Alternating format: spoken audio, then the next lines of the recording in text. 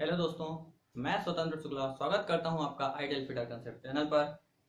Previous video में हमने measurement की विधियां और मेजरिंग सिस्टम के बारे में पढ़ा था। आज हम डिस्कशन करने वाले हैं मेजरमेंट के प्रकार, टाइप्स ऑफ मेजरमेंट। ठीक है, तो मेजरमेंट के जो टाइप होते हैं वो 4 प्रकार के होते हैं। पहला है आपका लीनियर मेजरमेंट।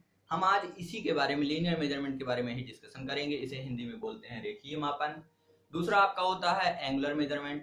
तीसरा आपका होता है रेडियल मेजरमेंट और चौथा होता है फ्लैट सरफेस मेजरमेंट या प्लेन सरफेस मेजरमेंट।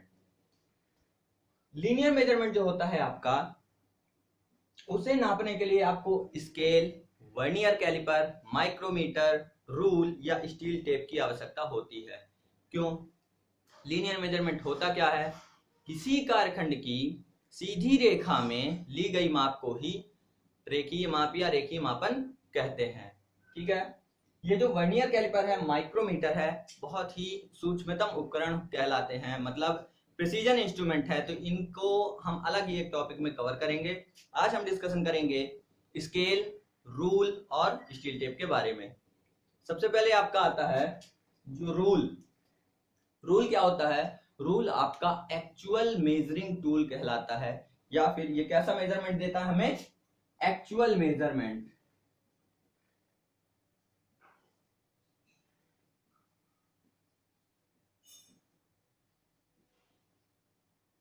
एक्चुअल माप देता है। ठीक है, रूल क्या होते हैं? जनरली लकड़ी के बनाए जाते हैं और ये रूल के कुछ प्रकार हैं, जैसे कि आपका स्टील रूल हुआ, हुक रूल हुआ। तो सबसे पहले हम बात करें स्टील रूल। स्टील रूल किस मटेरियल का बना होता है? तो स्टील रूल आपका स्टेनलेस स्टील का बना होता है, या स्प्रिंग स्टील या हाई कार्बन स्टील। आपके ऑप्शन के अकॉर्डिंग आपको टिक करना होता है। ज्यादातर आप ऑप्शन में रहेगा स्टेनलेस स्टील, आप उसी को टिक करेंगे। फिर आता है स्टील रूल के बाद अगला आपका है हुक रूल। हुक रूल में क्या होता है? ये सेम स्टील रूल की तरह होता है। इसमें चेंजिंग क्या है? स्टील रूल की जो विड्थ है, चौड़ाई है, वो ज्यादा होती है, जबकि हुक रूल की चौड़ाई कम होती है। दूसरा डिफरेंस दोनों में देखेंगे आप, तो इसमें जो है आपका नीचे साइड भी और ऊपर साइड, दोनों साइड क्या की गई है? मार्किंग, डैश लाइनें की गई हैं, जबकि हुक रूल में केवल और केवल नीचे की ओर है। तीसरा क्या है? इसमें हुक के रूप में एक जो स्लॉट या कुछ भी हम स्टॉक बोल दें, फंसाया जाता है, वो हमेशा जीरो की तरफ फंसाया जाता है। आप देख सकते हैं जीरो की तरफ फंसाया जाता है। इसका प्रयोग क्या है, कैसे है? ये जो आपका ये एक सपोज एक पाइप का टुकड़ा दिख रहा है, उसका अंदर की माप लेनी है, तो ये आप हुक रूल ऐसे ले जाएंगे और यहाँ पे फंसा सकते हैं। फंस जाएगा और आप निकाल के चेक कर सकते हैं कि क्या इस पाइप की अंदर की माप है। ठीक है, फिर अगला आता है आपका डेप्थ रूल। ये क्या होता है? सेम इसी की बराबर, मतलब ये भी बहुत ही नैरो या बहुत ही क्या कहते हैं, पतला होता है। चौड़ाई इसकी बहुत कम होती है। तंग स्थानों पर या फिर स्लॉट वगैरह जो होते, खांचे वगैरह, उनके अंदर की माप के लिए, गहराई में माप लेने के लिए किसका यूज करते हैं हम? डेप्थ रूल का। इसीलिए इसका नाम भी है डेप्थ रूल। इसमें भी मार्किंग इधर से रहती है, 0 1 2 3 4 5। नेक्स्ट आता है आपका श्रिंक रूल। श्रिंक रूल को पैटर्न मेकर यूज करते हैं। पैटर्न जो पैटर्न बनाते हैं, सपोज जैसे ईंटे की ही कास्टिंग करनी है, ईंट की, उसके लिए क्या होता है? जैसे हमें 10 mm का एग्जांपल है, 10 mm का हमें यदि एक ईंट बनाना है, तो क्या होता है? हम देखते हैं, हालांकि ईंट तो ठंडी प्रोसेस से ही बनाई जाती है। जब हम मटेरियल की बात करें, ठीक है, मटेरियल को हमने पिघलाया, ठीक, तो अभी जो है उस वो एक्सपांशन उसका ज्यादा रहता है। जब वो कास्टिंग होकर ठंडा होगा तो उसका एक्सपांशन थोड़ा सा क्या होता है? कम हो जाता है, श्रिंक हो जाता है, सिकुड़ जाता है। थोड़ा सा वर्कपीस तैयार होने के बाद सिकुड़ जाता है कास्टिंग होने के बाद। तो क्या होता है? यदि हमें 10 mm का चाहिए और हम 10 mm पहले से ही पैटर्न बनाएंगे, तो हमारा जो कास्टिंग निकलेगी वो सपोज 9.5 mm निकलेगी, जो कि गलत, एक्सेप्टेबल नहीं रहेगी। इसीलिए हम क्या यूज करते हैं? Shrink rule. ये 10 mm को 11 mm दिखाता है। ठीक, जरूरत के अकॉर्डिंग हम अलाउंस इसमें देते हैं, अलग अलग मटेरियल के लिए अलग अलग अलाउंस परसेंटेज में दिया रहता है। तो यदि हम 11 mm का बना रहे हैं, तो फाइनली हमारा जो कास्टिंग होगी वो 10 mm की निकल के आ जाती है एक्चुअल में।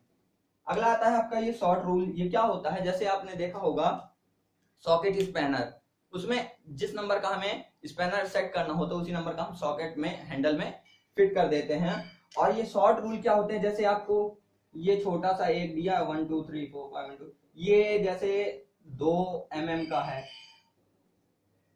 ये 3 mm का है, ये आपका 4 mm का है, और आपके पास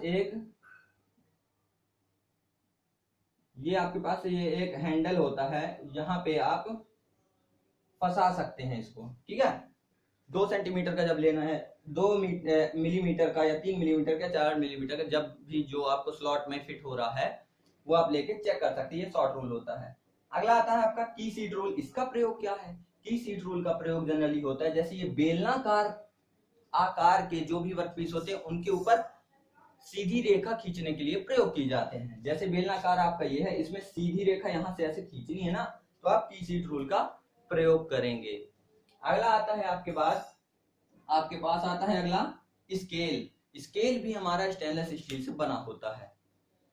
ये स्केल और रूल में कोई डिफरेंस, मेजरमेंट में कोई डिफरेंस नहीं होता है। ये होता है कि जैसे बड़े बड़े मकान हैं, विभिन्न स्थानों की क्या ड्राइंग करने के लिए हमें चाहिए कि हमारी कागज की लंबाई के अकॉर्डिंग उसके अंदर ड्राइंग कंप्लीट हो सके। इसके लिए हम क्या यूज करते हैं? स्केल का यूज करते हैं। जैसे 30 फीट बहुत होता है, 30 फीट को हमें एक हमारे पास प्लेन पेपर है और 30 फीट का ड्राइंग, 30 बाई 20 का सपोज एक प्लॉट की ड्राइंग बनानी है, तो आप ऐसे बनाएंगे 30 बाई 20, ठीक है। तो ये कागज के अंदर आप कुछ ना कुछ रेशियो में कम कर रहे हैं। 30 फीट को आपने माना है 3 सेंटीमीटर और 20 फीट को आपने माना है 2 सेंटीमीटर, ठीक है। आपने रेशियो में क्या किया है? माप को कम कर लिया है। तो स्केल हमेशा आपको अनुपातिक जो माप है वो दर्शाता है, प्रोपोर्शनल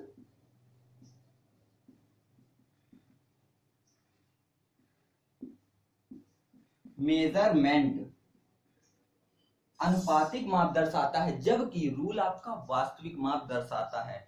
ये दोनों में बहुत बड़ा डिफरेंस है, ठीक है। स्केल हमेशा आपको अनुपात में हम कभी भी कम भी कर सकते हैं, कभी भी बढ़ा सकते हैं, ठीक है। और जो रूल है आपका वो एक्चुअल मेजरमेंट दर्शाता है। अगला आता है आपका स्टील टेप। ये भी क्या होता है